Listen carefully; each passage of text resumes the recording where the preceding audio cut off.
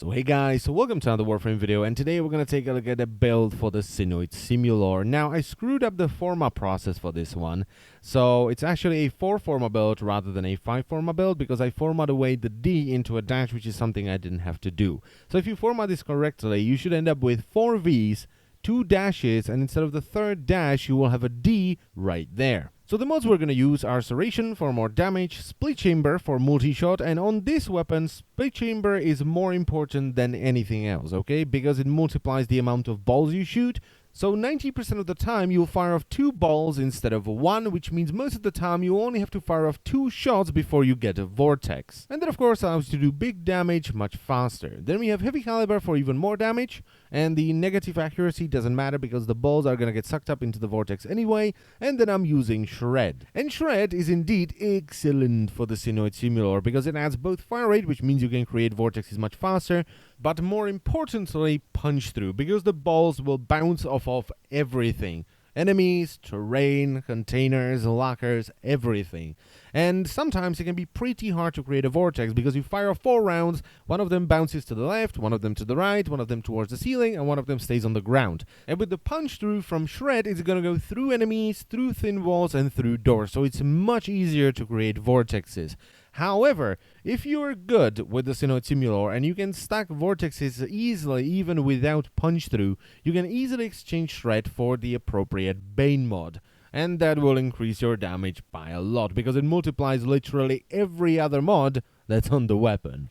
And yes, with this setup, even a maxed primed Bane mod will fit. But personally, I prefer Shred. Now, the elemental damage for Grineer, I'm running Stormbringer and Hellfire for radiation damage to kill the high-tiered alloyed armor Grineer, like Bombards and Elite Lancers, and I'm using Infected Clip with Cryo Rounds for viral damage, which does a lot of damage to cloned flesh, which, well, all the Grineer except for Rollers have. Now, on config B, I have the setup that I use for non-corrosive projection Void and the Infested. It's pretty much the same in Serration, Split Chamber, Heavy Caliber, and Shred, but I'm using Stormbringer and Infected Clip for corrosive damage, and Hellfire with Cryo Rounds for blast damage. Now, this may be a little bit of a surprise, but I actually run the same setup I use for Grineer for the Corpus, because they now have a lot of machinery, and machinery or robotic units like MOAs, Ospreys, and Bursas are weak to radiation damage, and this works because Synoid Simulor has magnetic damage that you can't change. So we have magnetic damage from Synoid Simulor, which is going to take care of the shields,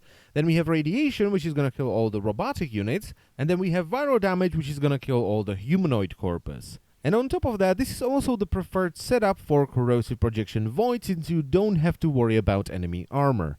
Now, just in case you don't like Shred and you want to go for corrosive projection Void, you can exchange Shred for Point Strike, which is going to bring your crit up to 25%.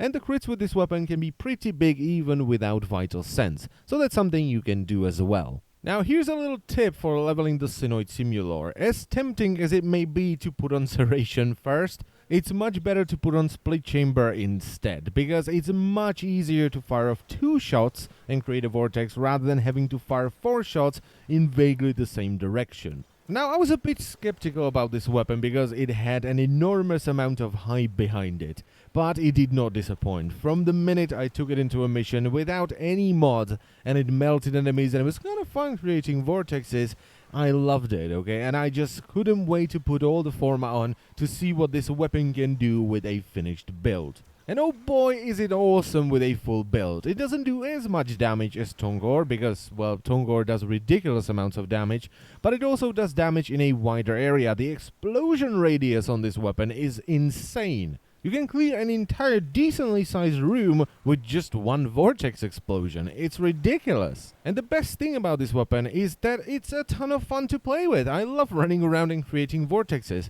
It's just more fun than running around with a hit scan weapon that you just point at an enemy and they die.